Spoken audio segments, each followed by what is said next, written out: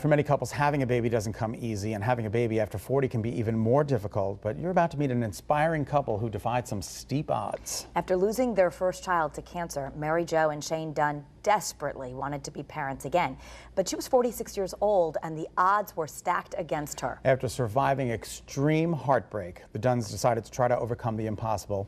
They did it. Yeah, I had the pleasure of meeting the Dunns and their two beautiful twin girls, and they're sharing their incredible journey with us.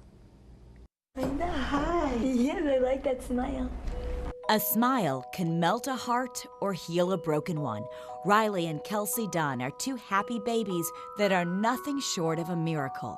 One that Mary Jo and Shane Dunn prayed for after facing a nightmare with their beloved son Luke.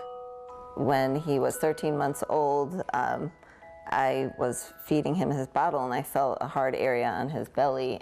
It ended up being a cancerous tumor. He was sick for 4 months, and it was a pretty aggressive cancer that didn't have a very high success rate. And but we never believed that until the moment that he passed away. We thought that he was going to survive. Luke died at the age of 17 months.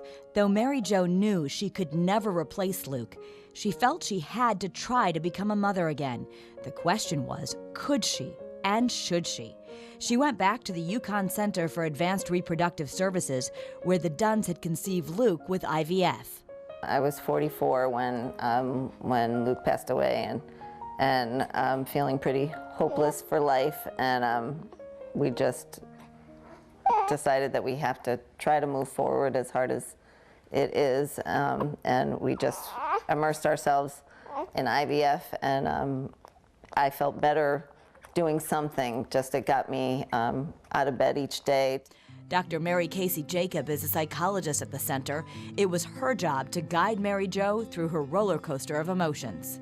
It's always crushing to know that somebody has lost a child.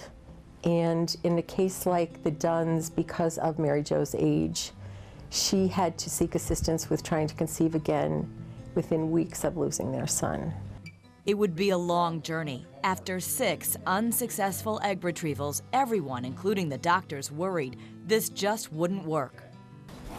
You start giving up hope. You think maybe it's just not supposed to happen. You know, are we pushing it too far? And we were really fortunate financially. There was a GoFundMe page that was created for us when we were in the hospital. Had that not been in place, we would not have financially been able to continue. She had a script running in her head that she would never be okay if she didn't have another baby. And we were concerned that she wouldn't have another baby. So we had to help her begin to think about, well, what if?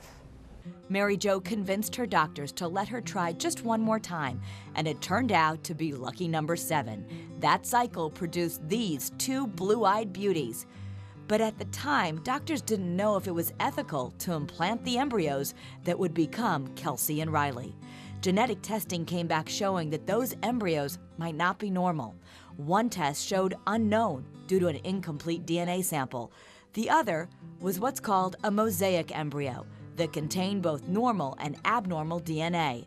The center had never implanted a mosaic embryo before, but it had been done elsewhere. The staff would talk at times about having such compassion for the Dunns and not being sure, should we keep encouraging them? Should we be pushing them to think, when is enough enough?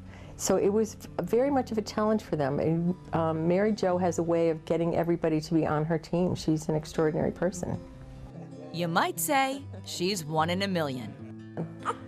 It's crazy too to be on both ends of the 1 in a million. You know, the cancer that Luke had was 1 in a million, and it's got to be 1 in a million for someone of my age to have even 1 baby, let alone 2.